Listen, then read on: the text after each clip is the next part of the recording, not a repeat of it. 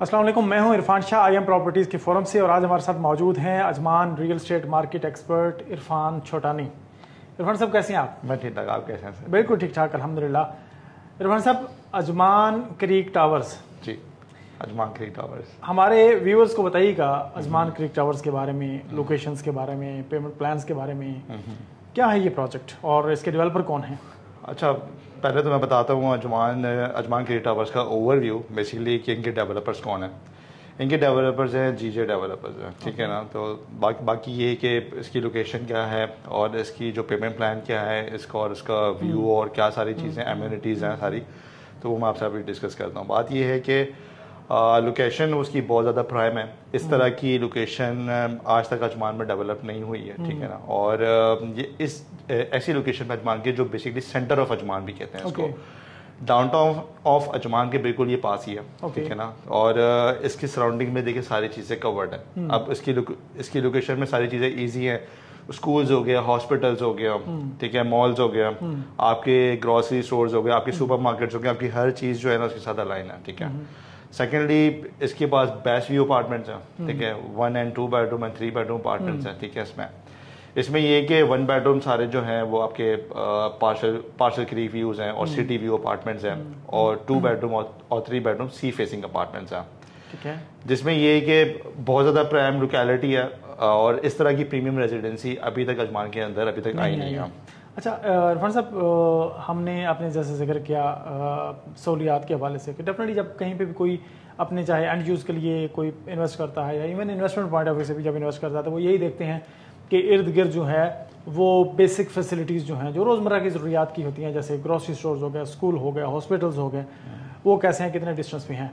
लेकिन उसके साथ ही हमें ये बताएं कि यूजुअली ये भी कंपैरिजन किया जाता है कि कोई भी अगर प्रोजेक्ट है तो वो दुबई एयरपोर्ट से कितना दूर है, शारजा एयरपोर्ट से कितना दूर है, किस बड़ी हाईवे के साथ अटैच्ड है, और इस वाले से ज़रा बताइएगा कि कनेक्टिविटी इसकी क्या है। देखिए, पहली बात जो लोकेशन जो है ना वो इसकी सराउंडिंग्स में सारी चीज़ें अवेलेबल है और बहुत ईजी है। कहने का मतलब है 2 से 3 किलोमीटर के अंदर आपको हर चीज़ अवेलेबिलिटी में मिल जाएगी, पूरा एक्सेस है इसका। जैसे कि आपके पास स्कूल्स है यहाँ पर बिल्कुल बहुत ज़्यादा इतना करीब है कि आप 5 मिनट्स के अंदर ही आप वहाँ पर रीच आउट कर लेंगे। हॉस्पिटल भी इसी तरह, जैसे कि सुपर मार्केट्स है और शॉपिंग सेंटर्स हैं, जैसे कि अजमान सिटी सेंटर है, वो यहाँ से 5 to 8 मिनट्स की ड्राइव के अंदर जो है ना आप वहाँ पर पहुँच जाएंगे।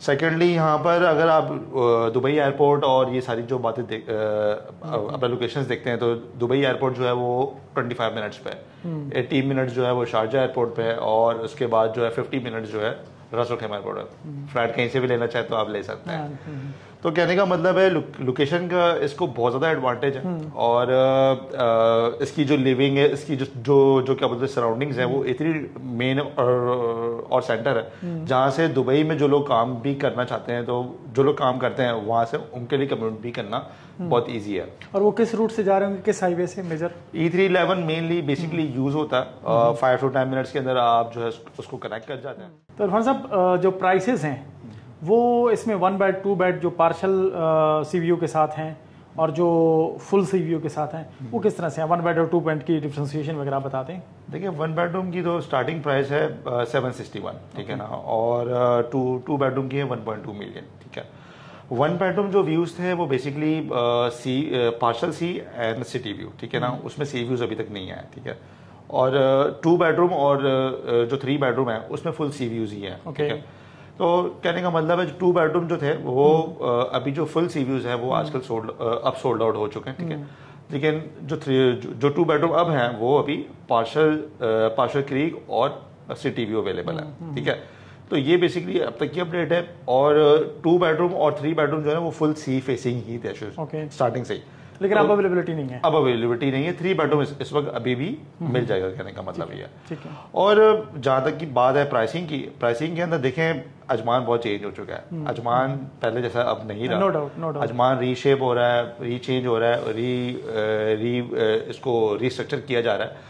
पहले जैसे कि लोग कहते थे कि 2 से 3 लाख में जो है अपार्टमेंट मिल जाते हैं, ठीक है, पहले वो मिलते थे, ठीक है ना। अब ऑफ प्लान में आपको, अब ऑफ प्लान का टाइम हो गया, ठीक है, क्योंकि अब रेडी टू मूव जो प्रॉपर्टीज है वो अब खत्म हो ऑलमोस्ट एंड हो गई हैं, ठीक है।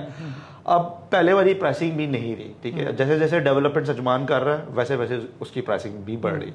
अब जैसे कि आज जो क्रीक पे आपको मिल रही है प्राइसिंग, वो आज आपको आगे जाके नहीं मिलेगी। आपको डाउन पेमेंट भी नहीं मिलनी, आपको वो वाली क्या बोलते प्राइस भी नहीं मिलनी। इवन जो स्टॉक आपके पास खत्म हो जाए वो भी ऑब्वियसली नेक्स्ट टाइम आपको नहीं मिलना।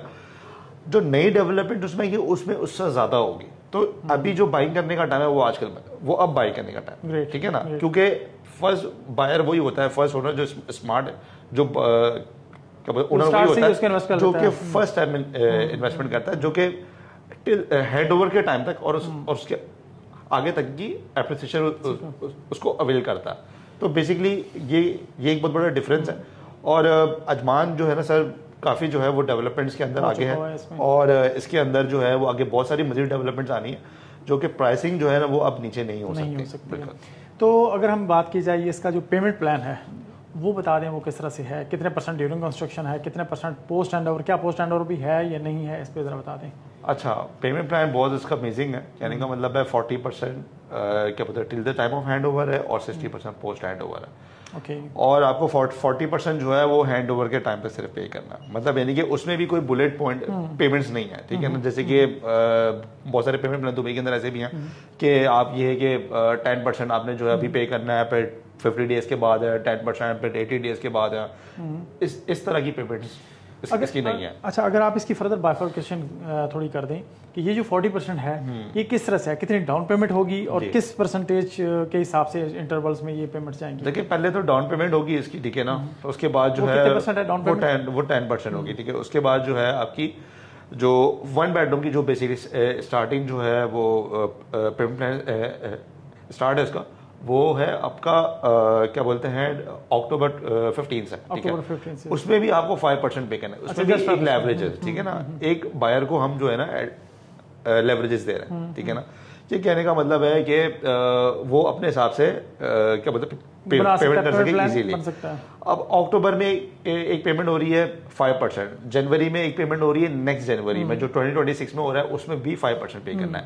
इस तरह आपका मिलके जो है ना वो 20% बनता है, फिर ईयरली पेमेंट है 10% की। तो इसलिए जो कि 2027 के Q4 में ये हैंड ओवर कर रहे हैं, तो उसमें कि आपकी 40% पेमेंट हो जाएगी और फिर आपको हैंड ओवर मिल जाएगा। बाकी जो 60% है उसका जो है वो 10 मतलब आप उसको क्वार्टरली भी पे कर सकते हैं, आप उसको मंथली भी पे कर सकते हैं, आप उसको एज पर योर लीज जो है वो एज पर